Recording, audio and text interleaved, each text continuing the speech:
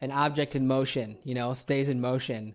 Don't stop. Just keep going. Like if you get sedentary or if you sit down, or he's like in anything in life, he's like, if you just keep going hard, it'll stay easier to do that throughout your whole life. You will be challenged in ways that you couldn't possibly understand in this moment because you haven't had your kid yet. Just know that it's nothing that you can't handle. Beanies? Give me the paper. Nice. I love you, Texas. Hey guys, I'm Young, a full-time dad and a full-time professional with the goal to become the best parent possible. The Girl Dad Show is my journey interviewing fellow working parents aspiring to be both good at work and parenting. I'm going to do this by gathering and sharing unfiltered perspectives from my guests. So join me as I research parenthood one interview at a time. Jacob, thank you so much for joining me on the Girl Dad Show. Yeah, I'm pleased to be here. It's been way too long since we've seen each other. I think it's been like 3 years, maybe even 4 actually. Could possibly be 4. I think 3 might be right. I have a hard time calculating time distance. 2020, obviously, for all of us felt way longer than it was.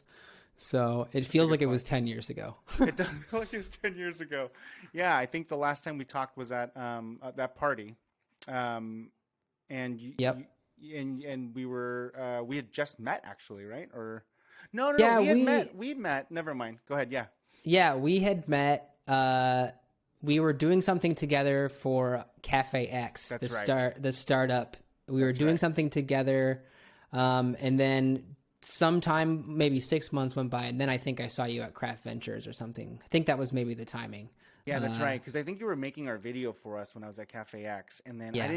I barely crossed paths with you, and then we kind of like did the handshake. Hey, nice to meet you, and thanks for doing this. And then I kind of went on my way, and then you obviously built a really great video for us, and then we bumped into each other at the craft party, and I got to talk to you a little bit more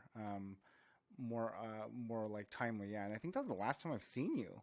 Are you still in the Bay Area? I'm not. Right? I'm not. Oh, you're not. Yeah. So that's so wild that it's been that long. Yeah. So we can't even get together anymore, and I can't even give you any dadly tips or advice. I can give you I dadly need everything advice, I can actually. take. Yeah. No, I moved to Austin, Texas, about a year and a week ago. So Okay. so it's been a little over a year ago that I moved here. I stayed at an Airbnb for about a month or 2 while I waited for my house to get finished, and then I officially moved into this house right now that I'm in November 3rd. So technically Texan for a little over a year, and then at this house for about like 10 months. Okay. Yeah, kind of cool, huh? What is it like to move with children?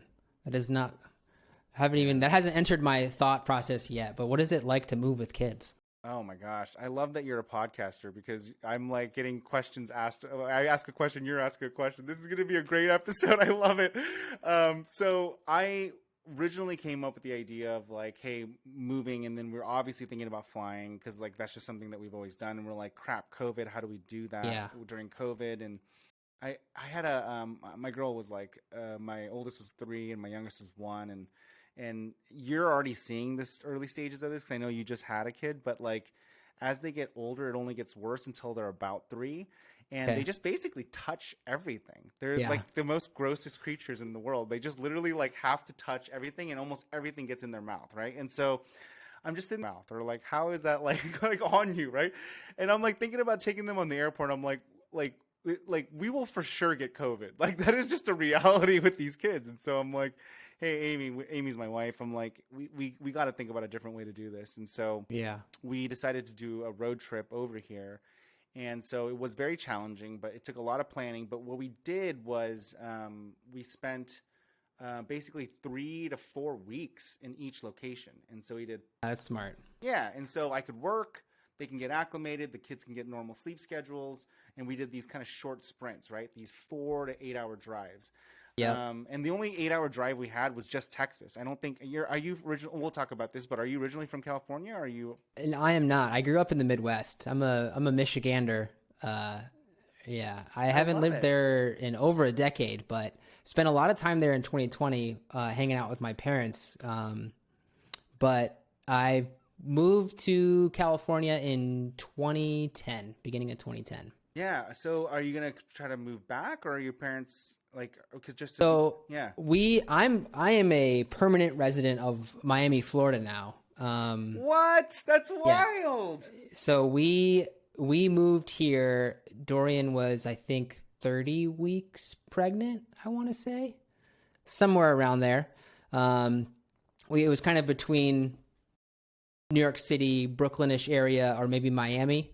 My partner is French, so we kind of wanted to be close to an international airport. We do a lot of traveling to see her family back in France, and it was kind of like we wanted to live closer and easy access to an airport, and we work a lot with folks in France as well, so those shorter time change, like Miami just made a lot of sense, and we're like, okay, starting a family, Miami's probably a little bit easier to do it than like Manhattan. Totally. Or San Francisco, where you guys were originally at, right? So Yeah. I mean, that's not true, because I mean, there are plenty of people that do it, but I definitely feel I understand where your logic is coming from. But do you have family or friends in Miami? Like, No, we know nobody. oh my gosh, you guys moved there to have a kid during the pandemic just to be closer to an international airport. Well, that's not the only reason. There's a tech scene here. We like the startup community. There's been some people that have moved here. 6-hour time change difference from France, which is great. Much closer. For collaborating and for traveling. My whole family is still in Michigan, so traveling up to Michigan, like I might bop over there just on Sunday. My grandpa's 80th birthday is on Sunday. It's $100 round trip to fly to Michigan from Miami. Yeah. Versus, it's an 8-hour, 9-hour flight from SF, and it costs me $1,000 to fly to Detroit from SF. So that's right. Miami just checked a lot of boxes. So no, we don't know anybody here. Dorian's father lived here for work for like 5 years. And so any city that we've lived in the last 10 years, there's like a little French mafia community that we can always kind of get in with because Dorian's French. So that really helps.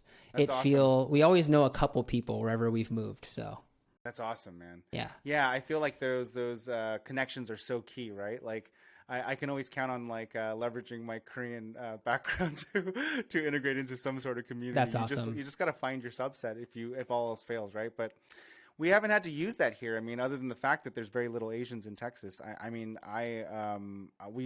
been able to make friends very quickly here. We don't have any friends or family here either, and we just kind of did it because of like similar to you. We're like, here are the things that we like about San Francisco Bay Area, and both my wife and I are born and raised from the Bay Area, California, right? Okay. And we just started saying, here are the things that we don't like, and here are the things that we do want. And we started going down the list of places that we would be interested in moving, even if it was for a few years. And neither one of us has ever been to Austin, Texas. And we just did it. And we have no like family here. We ended up finding out that there were a ton of our friends that were already here, which was really funny. That's awesome. Yeah, but we didn't have any like family driving us here, and so we did it purely on like what kind of lifestyle we wanted, and the pandemic had a huge forcing function for that. Do you feel like there's my first father, I want to ask you so many parenting questions because I'm only literally 5 weeks into this tomorrow. Yeah. But like, is there a cutoff age to where you feel like it's psychologically less traumatic for a child to move like to a new world, basically, in all intensive purposes? Do you feel like there's like, is it 2 and under? They don't really even notice that they're somewhere new, or like, what do you say? Like they have friends. Like, is there a cutoff in your opinion? Yeah, I love that you're asking me this because it makes me feel like I'm like a pro, right? Because most of my interviews, I'm the one asking questions because they have like older children. And here I'm like, yes, I have 4 years on you. All right, let me convey my knowledge. That's amazing. No, congratulations, first and foremost. Thank you. I'm so happy for you. I'm so proud of you guys, and I'm so happy for you guys. I can't even imagine how excited you guys are. Yeah, it's pretty amazing. It is, right? Like, it's the best. Like, you think you love your startup and your business until you have a kid, and then you're like, what business? Yeah. It's so true. I was like, oh, we'll do 1 kid, and now I'm like, we should have 3 kids. We should. Attaboy, I love it. There you go. And so, before I jump into the answer, can you share like, did you have a girl or a boy? Like what's their name? We had a girl. Her name's Shiloh. Cute. And, the labor, everything was super easy. We were really blessed, really lucky that Dorian didn't have any complications. The nurse offered her an Ambien because she had to go get induced. She was a week overdue. And so we went in for like a scheduled time, and we were like worried. We're like, is this baby getting too big? They offered Dorian an Ambien the night before, and they're like, okay, they were like timing everything for when the doctor got into work that day. He's like, the doctor, he gets in around 9 a.m. So we're going to kind of time the epidural here, and we're going to start giving you the Pitocin stuff to trigger labor. Awesome. We're going to slowly introduce it through the night. Yeah. And it was super smooth. Dorian slept through all of the dilation. They like woke her up, and they're like, okay, the doctor's at work and you're at 10 centimeters. So like, you should start pushing soon. And we were like, what? Really? So organized. I love it. There was the doctor got into the room. Dorian had been pushing for maybe 10 minutes. And then he puts on his gloves and he goes, all right, let's have a nice civilized delivery experience. And then she like pushed 3 more times, and then she was here. I was like, that was like amazing. That's so organized. That sounds like an unbelievably nice, scheduled, planned out event. It's like crazy to think that they took that chaos and structured it for you that way. It completely spoiled us. Like, because then we got home and shit got real very fast. That's right. But it was like how smooth everything went in that first like 3 or 4 days. I was like, oh, this is easy. Like, no problem. This baby's perfect. And then we got home and I was like, oh shit, this is actually like a lot of work. That's funny. Yeah. Ours was chaos. I mean, was it? Yeah, it was a little bit bad. Yeah. It was both of them? The second one was a lot easier because we inevitably had to do a C-section because the labor was taking too long. We went into like multiple days. Oh, wow. And it started to get a little dangerous. And so we got a C-section. And then the second one, although you have the choice to go natural or C-section, we just chose to go C-section because of, again, like different variations of choices that we had to make. But we went that route. So the second one was obviously more straightforward, because you could just schedule it and plan it. But it was like very traumatic situation and just emotional journey for me, and really like taught me and impacted me more than I could possibly have ever imagined. Right, like just the thoughts of like losing your wife, like just, oh my gosh, just like random things that you never really have to think about. Like, I live pretty fearlessly, but like in that like compacted like 36 hours, all these weird thoughts went in my mind, and I hated myself because I was like, why it just sucks because you get exposed to having to think about these things, right? And so that doesn't matter. I mean, it was totally fine, right? And like, we're all healthy. My wife's super healthy. She makes us eat healthy food. She works out every morning. She's good. My kids are healthy. Everything turned out well. But I think these experiences really like change who you are. And I think that's why parents become so much more empathetic. Yeah. Like I talk to a lot of my pre-parent friends, and there's a lot of judgment, a lot of opinions, and a lot of like what's right or what's wrong. And then you have a kid, and then like almost instantaneously your empathy level skyrockets and your judgment level just like completely goes down because you're like, I'm too tired, first and foremost, to have any judgment.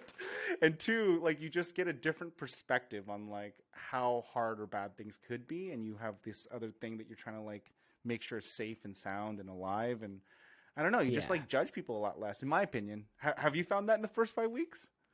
Yeah, the judgment has gone down a lot. And interestingly, the subject of empathy is an interesting one because I have found it like almost automatic to think about Dorian's needs. The kid feels like autopilot, like it feels very instinctual, but like I feel more in tuned to and thinking about what Dorian needs. Because like the Shiloh, she feels like it requires some reading of the situation, but sometimes she's crying and we're like, oh, why is she crying? But most of the time it's like sleep, eat, change my diaper. We're lucky she loves the bath. So all of that stuff feels good. And for me, the empathy increasing was like all in my relationship with Dorian, my partner. I think that's like trying to understand what she's going through from day to day, because that's such an insane, like, I was trying to and we had a deep discussion about it, and I was like, I don't think I ever will have like the ability to feel exactly what you feel, because like you just had this person in you. That's right. For 9 months, and now she's not in you anymore, which is crazy. And I think that, you know, I'm trying to have as much empathy as I can, but I was like, I don't honestly think I can get all the way there, short of putting her inside my stomach and carrying her around for 9 months, which I cannot do. So yeah, and you just have to be okay with the fact that you'll never fully understand it, and all you can do is just be empathetic. And I mean, and that's just not like, I mean, I just stated the obvious, but I just wanted to express to you, like, if this helps you anyway in your journey over the next few years at the very least, but she's gonna go through a lot of chemical changes. yeah, like, for sure. It's unbelievable, man. Like the what the process is, because like it's crazy. Like, think about it, right? Like, you're literally building a little human in your body. It's wild. It's wild, yeah. And so just expect that empathy, the need for empathy to be even higher as you progress the next few years, because there's going to be a lot of stuff that happens to her body that like she can't like mentally or emotionally control.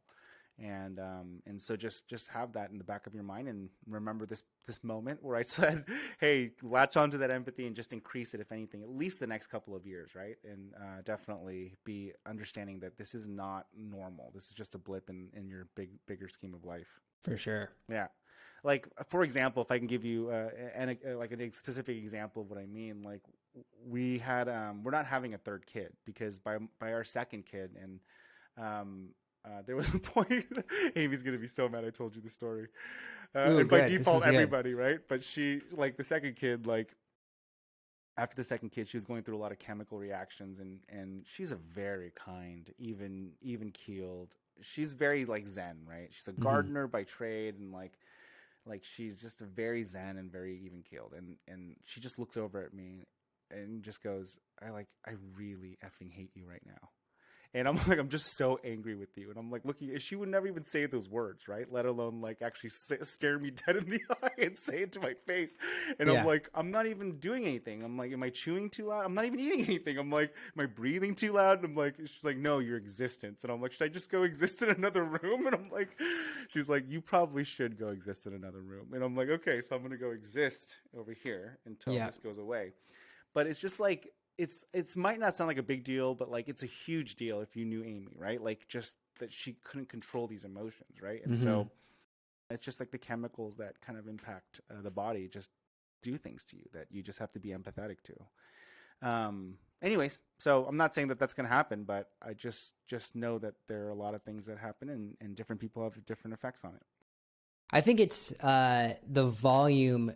It's speaking to that specifically. Dorian's French, so like they're already a very direct people culturally. Yeah. So like, that's one of the things I love about her, is that like I never have a question about what she's thinking or feeling, because she just tells me, which I love. Yeah. The volume on that has just been turned up. So empathy is just super important, and also to just not take it personally also helps me a lot as well. Yeah. Like you should like. We're sleeping like in 3 to 4 hour chunks in the first couple weeks. The last couple weeks have been amazing. We've been able to sneak in some like almost 6 hour sleep periods at night, which has been awesome. But yeah, empathy is key. Before we move on, I still want to know, is there a period of cutoff for age for when you should move or not move? Because we like Miami, but I'm like, when is it like a big thing, like pulling them out of the school they're in, and like... I totally forgot the question. I'm so sorry. It's all good. Yeah, let me answer the question. So I have a really good answer for this, I think, at least from my opinion, because I had Lily before the pandemic, and then I had Grace after the pandemic. So you literally can see the nature and nurture of two different children. One that has been completely opened up and traveled like everywhere, and one that has been completely sheltered and locked inside of a house. Oh, that's fascinating. Remember the first year? Like nobody did anything. I mean, we would like, do you remember that first year? Like that first 6 months was like crazy, right? Like it was so weird. I mean, so weird. We went about it the right way. We actually we left San Francisco right away. Nice. and stopped paying rent and decreased our burn way down, and then just literally stayed at my parents, renovated a couple rooms of their house, and then went to France and stayed with her parents for several months and decided what we were going to do with our lives. Got pregnant, and then we're like, we're moving to Miami. It's great. I love it. I think you guys. That's did all the almost right an things. interesting episode. I would love to your two daughters' differences being on each side of it. That's an interesting thing right there. So just to make sure I answer the question, because I have a million questions too, we can go unpack that further. But like Lily, we always had this idea that my wife and I were like, we're going to travel and live our life. We love to travel. We have this kind of map that we bought together, right? It's like this world map, and we're like, hey, no matter what we're going to do since we've been dating is like go to one domestic trip and one international trip every year. And then we've obviously exceeded that goal. We've gone like we travel at least once a quarter. And so we've actually exceeded that goal and like making this map fill up with all these little pins. And when we started thinking about having kids, we said we're going to be those parents that even if it's like harder for us to do that, we're going to basically just drag them along and like be those parents that makes it work and takes our kids with us. And so Lily's probably been on more flights than most adults have, in their lifetime. And she's been on at least 4 or 5 flights at least a year since she's been born, right? Let alone like some years she's probably been on like 8 or 10, right? And long story short, Grace was the exact opposite. Like the pandemic hit and we basically just locked her in the house without even like socialization of other kids. Yeah. Because we didn't even want to see our families that first 6 to 8 months. It was a weird time. Like we were hyper nervous and scared. And so we didn't open up at all. Yeah. And so when you ask me like, how soon can you do that? I think it really is nurture in that sense, because Lily is very flexible. We moved to Texas. We did Palm Springs, then we went to Arizona, then we did like New Mexico, and then we did El Paso, and then we like just moved her around through that whole road trip, right? And like we stayed at a new place every month. Completely fine. Completely fine. If anything, she was craving socialization. She would like look at the kids through the the window and want to play with them, and so now that we've started sending her to school, we've got a little more settled in and things are starting to open back up. I mean, she's so social. She's like feeding into all that need to like meet people and explore, where Grace is still to this day very, very shy. Very, very shy. Yeah. And so I genuinely think that there's a lot of nature that has to do with this stuff. But if you want to move and you want your kids to be used to doing that, then you should do it and do it as soon as you possibly can, because they will grow up thinking that that's normal. Yeah. Yeah. Okay. That makes sense. I appreciate that answer. I mean, I feel like I know what her lifestyle is going to be like. We are similar people in that we travel quite a bit. We go to France at least twice a year, once in the summer. We for sure go there in January every year. Yeah. So she's going to be on planes a lot. We were actually just right before this call, I was texting with the pediatrician to see if we could take her on a plane this weekend.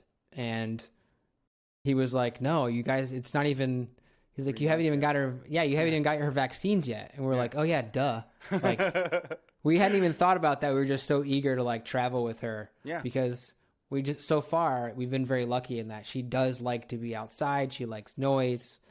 Taken her to breakfast a couple times, to dinner a couple times, and she does great outside. So it's nice to know that she will probably like being out and about.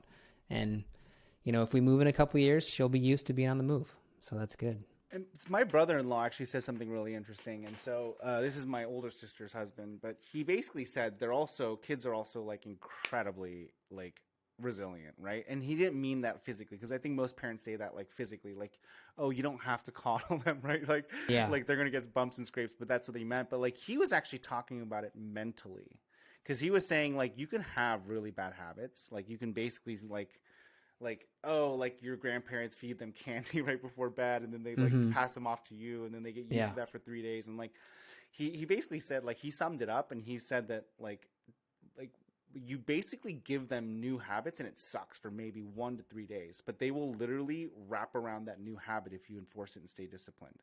Like kids are insanely resilient and malleable. And so don't worry about like being the perfect dad. Just do the best that you can and do what you think is right. And then if you make a mistake, just be disciplined and change it. And they will adapt to that new system and rule. And that was a really weird comment, but it was also very, very reassuring. And I'm actually proving that he's right. It's very, very accurate. Wouldn't it be amazing if we could still be like that? I like watch her as a baby, and I'm thinking about this conversation, and I'm trying to learn more French and become more conversationally French. Yeah. And I'm like, man, if I just wish my brain was just more malleable and like less rigid. It gets harder as you get older to form new connections. And man, that would be nice if we could take it back. I agree. I mean, I turned 40 this last year, and I don't think age matters, of course, right? And I get the whole like shtick, and I'm totally cliche, and I believe in that, like you can do anything anytime you want. But there are some realities to aging, and I keep telling my wife, she's like, "Why are you so aggressive this year? And like, why are you amping up your aggressiveness in like your professional career and like doing a podcast, doing this consulting business, doing this, doing?" I'm like literally like doing more than I've ever done. And Jacob, if I can be very transparent with you, it's because I can feel myself getting older. I could like feel my brain going like ticking a little slower. Like it takes a little bit longer to process what used to be. I'm like, I used to be able to do that math equation very quickly in my head. And now it's like, I need to like take a breath. I need to stretch. Like I need to like, I can like feel it. And so I'm like realizing that even though I'm getting wiser and I don't need to do all this stuff, but I'm realizing that it's harder for me to learn new skills. I'm not saying I can't learn. I don't want anyone to like comment and like censor my podcast.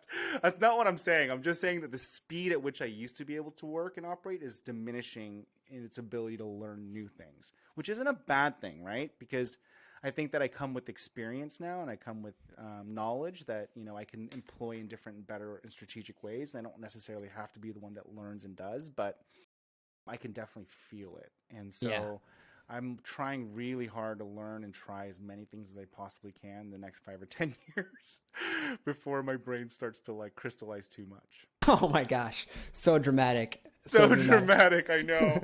I know. That's funny. It is really funny, but I haven't really articulated that out loud. Now I'm telling a bunch of people on this podcast my deep, dark secret and vulnerability here. I think it's important for physically as well. Like an object in motion, you know, stays in motion. My grandfather, who's turning 80 this weekend, still runs 2 of his own businesses, has run businesses his whole life. And every home he's ever lived in has a place on his carpet that he has worn out from pacing while he's on the phone. And that man is just like a machine. He's a machine. He's an unstoppable force. Like, and when he wakes up in the morning, he's moving. He's playing a round of golf, or he's going out and, you know, invoicing clients or whatever. Like, and he's always telling me, just like, don't stop, just keep going. Like, if you get sedentary, or if you sit down, or he's like, in anything in life, he's like, if you just keep going hard, it'll stay easier to do that throughout your whole life. And like, that's great advice. Even, I mean, he had open heart surgery 2, 3, how many years ago was that? Actually, it was 5 years ago now. So he's had some things knock him down, but like, he's the kind of person that had his open heart surgery, was tossing away his pain meds so that he could drive his car. Wild man. He's a wild man. Yeah, that's wild. But I agree. I mean, my grandpa was very similar. He, you know, very, very driven and motivated and kind of a workaholic. And then when he retired, you could see his health just like start dissipating because his mind and heart weren't in motion. Yeah. And so inevitably, I think he assuaged that, you know, that degradation through starting a nonprofit. And so he created work for himself. That's great. He created purpose and some sort of like tasks for himself to like stimulate his brain. But I think you're right. So I probably don't need to be so dramatic and just enjoy it for what it is. But just keep going hard. Yeah. Like season 10 of the Girl Dad Show, you're going to look exactly the same. Not even a new wrinkle on your face. I love it. That's the way to go, man. So I do have to ask, like, how has your business been impacted now that you guys have a kid? We are lucky enough that we introduced some new features on the software platform that enabled us to become even more of a traditional just SaaS platform. Nice. And so we were able to offload a ton of the administrative stuff to third-party agencies in our marketplace, this feature that we had been working on for like a year. And 2020 just like slowed it way down, but we shipped it like a month before we had Shiloh. So that saved our butts quite a bit. And we actually had like our biggest revenue months since post-pandemic, like 2 months before Shiloh was born. And like the platform was absolutely ripping and going super well. Now that she's here, I would say, you know, we can be very flexible in that, like, I feel like having this newborn, like things have to happen in like 3 to 4 hour chunks of time. Right. And you have to be extremely flexible to that. And so like Dorian and I, we share our calendars. And so I had this call on the calendar. She was booked as busy. So we are big believers in the Calendly app, you know, where you can send people, some people hate that thing, but it's absolutely essential to how we run our lives because we don't have time to like do the math of our calendars. We just need to be able to send a link and be like, you can talk to us here. If it's not, that's it. You know, we just have to run it that way. That's been very key to the whole thing. Now that we're 5 weeks into it, I will say that it's extremely obvious that in order to operate at the level of efficiency that we want to as like founders, we do need a nanny.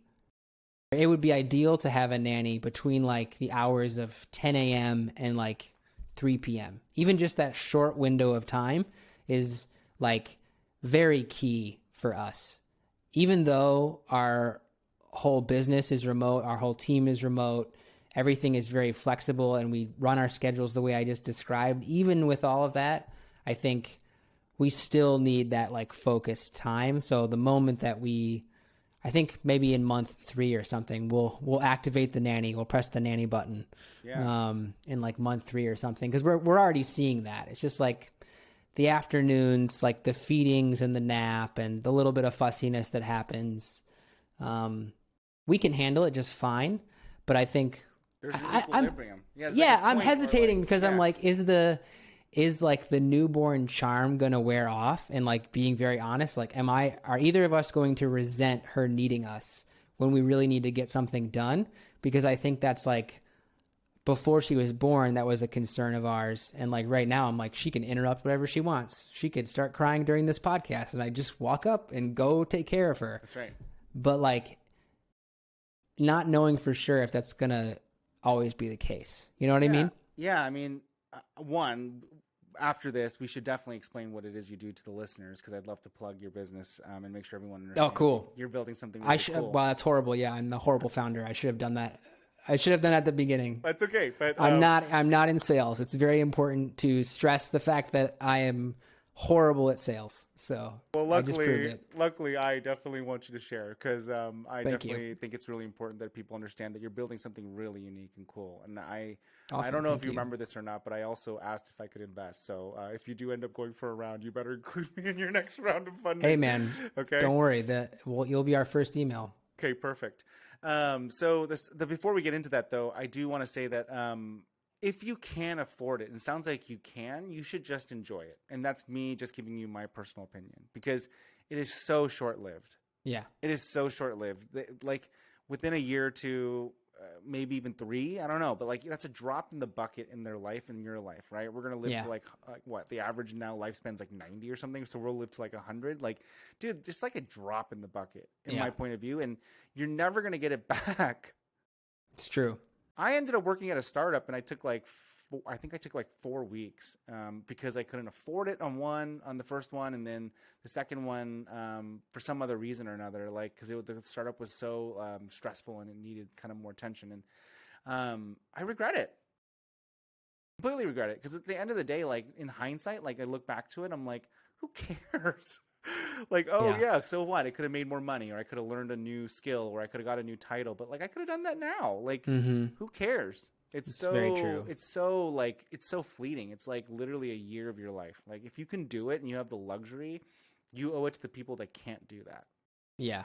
Do you know what I mean? Like, I appreciate you saying that. That's, I am less aware of it and I need reminders of what you just said. And I feel like Dorian is also very good at reminding me. Yeah. Of just like, we're okay. Everything's fine. That's right. We're not starving to death.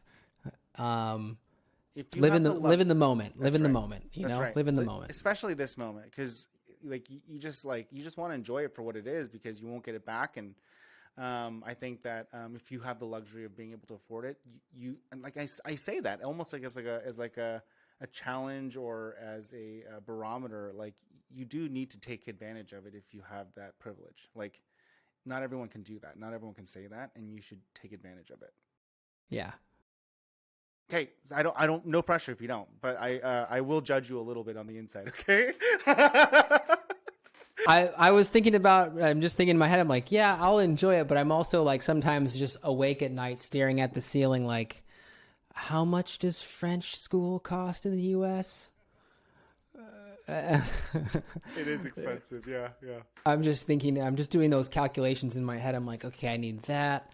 Like in the first, like when I realized that I was going to be a dad, it was like the simple calculations of like, okay, diapers, baby formula, like calculating those monthly expenses. And now I'm like, okay, in 2 or 3 years, the French school will start and I'm going to need that much. Dude, that's how my brain, that's so how much worse. I know. I did the mint.com thing. Like and started when I first became a dad, and I started like plugging in all my information and I started like calculating the college and like what they expected to appreciate too. Like the cost is supposed to like grow astronomically. And like at the end, it's like, you should have been saving, $1,000 a month, like 7 years ago for you to make this like, and I'm like, what? I mean, obviously I'm exaggerating, but like basically is what it was saying is that I was already so behind to basically create a college fund for my kid. And I'm like, I guess she's getting a loan because like, there's no way that I'm going to be able to make this, in the time frame that I have. And so I'm just hoping that she does something that doesn't require like traditional collegiate education. I'm like, maybe she'll just want to code and then she can learn that for free. With the rising Please don't want to be a doctor. With the rising cost of college, like as long as it's not some sort of like, function specialty, I'm not like as adamant about it as my parents were. Like, I don't feel like it's as necessary, and I don't feel like college has sufficed me any benefits in my professional career. And I've noticed that people that I hire, I don't even ask about college anymore, especially in the last 5 years. Like, it really is irrelevant to me. It's more about like, what have you done in your experiences? And so, I don't know. I think our generation is new in that, right? Like, I think there's a lot of external factors that have changed our mindset about college, but we can talk about that. Let's talk about Gravatar real quick, because I could talk to you about everything. I might have to have you back on because that's fine. I can chat for a while. Yeah, this is really fun. But I do want to talk about Gravatar, and then I want to get to a couple of questions because I do want to make sure we get some parenting things in here. Yeah, for sure. Yeah. So what is Gravatar? Share with our listeners what kind of business you started and what it is that you're trying to do here. Yeah, so Gravatar is essentially your marketing department on demand. So a really easy, quick way to frame it is if you're familiar with existing websites like Upwork or Fiverr or freelancer.com. There's many, many more of them. There's dozens of startups doing this in different verticals. We're your marketing department on demand, so we focus on marketing services and products. And Fiverr has a competing product now. They just started working on it, but we're in the way that we're different is we have a third side of our marketplace. So Upwork and Fiverr is freelancers on one side and customers on the other side that need something from the freelancers, and they use this platform to find that person, yada, yada, yada, yada. On our platform, we have a third side of the marketplace, which is what we call our agency side of the marketplace, where smaller, specialized, boutique agencies can use Gravatar to access our freelancer pool of creatives all over the world and then work with the customers. So this feature the way that looks right now is this feature that we're just launching in a week or so. I think the beta's maybe already out. Is a request for a proposal tool. So an RFP is a common thing in marketing. So customers go on Gravatar, they fill out this RFP form about a marketing goal that they have, and then Gravatar sends that out to our third-party agencies that we have, and they submit bids based on the RFP that the customer did, and then they've got this pool of pre-vetted freelancers that they can access to execute on the campaigns. And so, Upwork or Fiverr has, anybody can join those platforms. One of our big selling points is that we have a curated group of creatives. So it's invite only. We only bring in freelancers as we need them. As our demand grows, we just onboard and search for more. And every freelancer we onboard goes through a form and a survey. And then I do video interviews with every single one of them, establishing like a really cool community of creatives that's really tight knit so that the service is really high end. And everything is productized on the platform. So it's kind of like checking out on Amazon. So if you want to build a blog post on Graviter, you pay for a set number of words. If you want to build a video, you pay per minute. So yeah, that's pretty much the somewhat longer elevator pitch of what we do. We've been working on it. We've been working on it for a couple years. Went through a startup accelerator in San Francisco called the Launch Accelerator. Raised a little bit of pre-seed money at that moment. Went through that 12-week program. Everything was going awesome. Getting ready to do like a 1 or 2 million seed. We were optimistically maybe 2 weeks away from closing that, and then the first COVID lockdowns happened. And in the US, I think it was San Francisco was the first city. Yeah, San Francisco was like 2 months before everybody else. Yeah. And so one of our, I don't think you call them a lead check. One of the checks that we were getting was from a VC that was in Italy, where Italy was like the worst country at the time. So we completely lost contact with him. Had all of that stuff happen, like you said, we were all just scared inside of our apartments and our houses, like literally washing our groceries with like Clorox wipes. Like what the hell is going on? Yeah. Like peak fear. That's and we just decided, you know what? We don't want to try to raise right now. Like we had kind of two options: put the startup into survival mode, make it unkillable, or just like go for broke, spend the rest of the money that we raised and like see what happens in a month, basically. And we decided to go the route of just surviving and bringing our burn down. We actually operated cash flow positive all through 2020 with our small little 5-person team. And then 2021 hits and our revenue has just been creeping back up 10 to 30% a month ever since the beginning of the year. So it's really helped our business that like the US and the world is opening back up. It's really helped. Like, how do you even market a company? Like, how do you use our tool in a fear environment like that? I think that was a big part of it.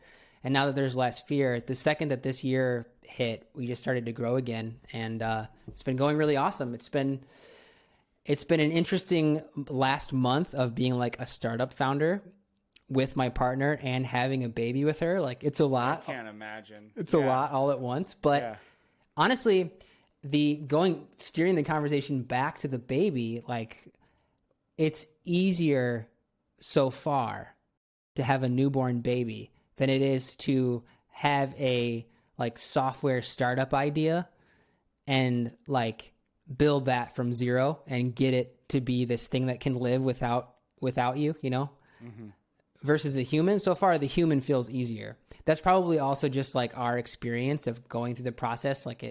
We haven't been an overnight Silicon Valley success case. We've had to fight for every inch that we've gotten. Whereas the baby is just like, she's just awesome. Like, she's a lot of work, or it's like, okay, we're waking up 3 times a night, but like, she's awesome. She's awesome. Like, she's starting to smile now, which is like the best thing in the world. Like, oh my gosh. Like, it's so, whereas this startup, it's like, something breaks and there's people complaining, and then you have to like fix this thing or like be on a call with your engineers for a while. And then like at the end of the day, it just like works again. There's not like this cute little smiling newborn. And it's so complicated, right? Like all the levers are so complicated and somewhat like intertwined when it comes to the work side, where this baby, it's like so straightforward. It's so wholesome. It's so clean, right? I like that analogy. There's so many levers. I like that analogy. There's so many levers, whereas like the baby, it's like, I feel like I have maybe like 5 or 6 levers in front of me that I need to like know when to pull each one. Yeah. As a dad, it's like much harder for me, and sometimes frustrating because like Dorian has this like unspoken line of communication with her where she can like know what she needs. Yeah. And I'm getting there, but like sometimes I'm like, how did you know that her diaper was bad? Like she doesn't smell bad. Like how did you know? Like, oh, she needs her diaper changed. Got it.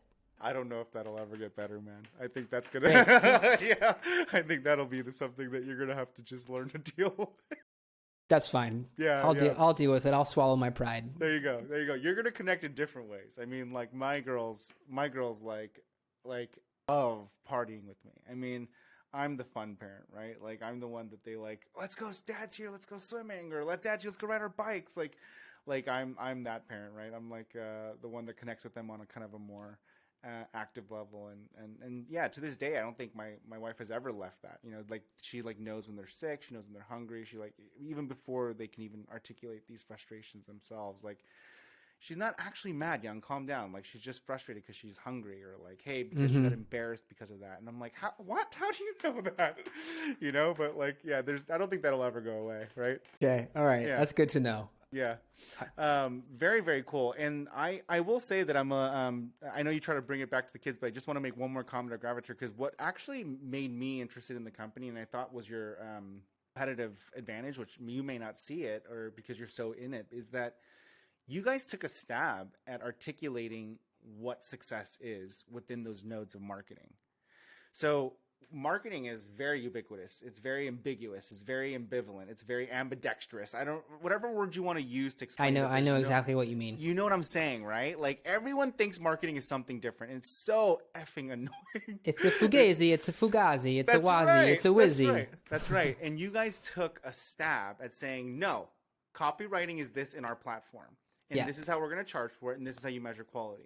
Video is this. And like, even if you're wrong, even if people disagree with you, it's so nice to just basically go in there and go, someone quantified and qualified it.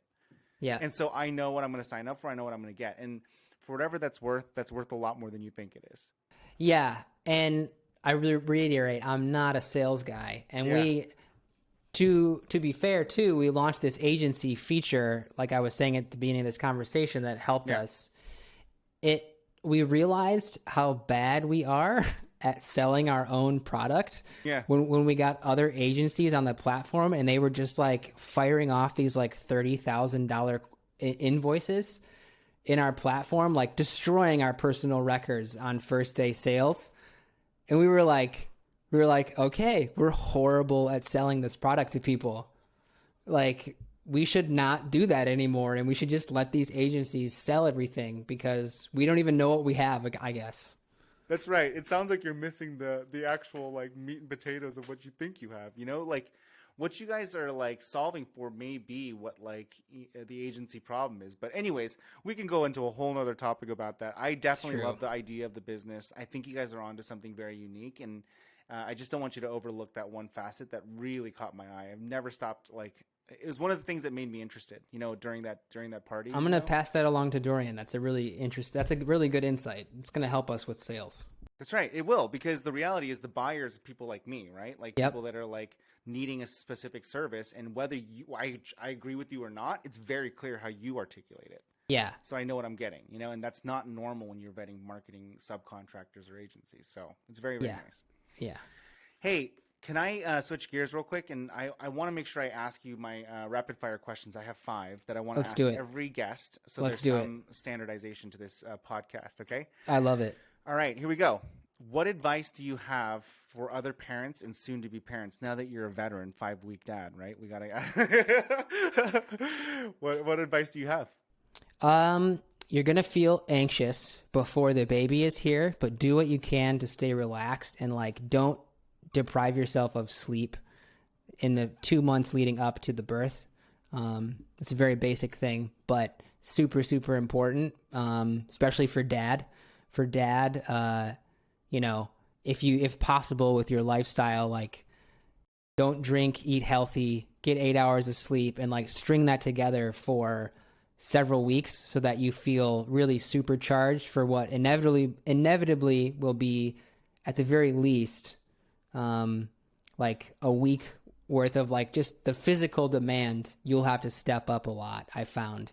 And I got that advice from my younger brother who's already had a kid. He's like, just log some sleep hours because, she's going to have just given birth and put her body under a certain amount of stress that she'll need to recover from on her own, let alone the baby's going to want to eat and want attention and all that. So that was not a very rapid fire answer, but sleep.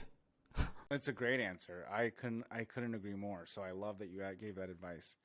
If you can go back and tell yourself one thing before having kids, what would it be? 6 weeks ago, I would have told myself that emotionally you will be challenged in ways that you couldn't possibly understand in this moment because you haven't had your kid yet. Just know that it's nothing that you can't handle.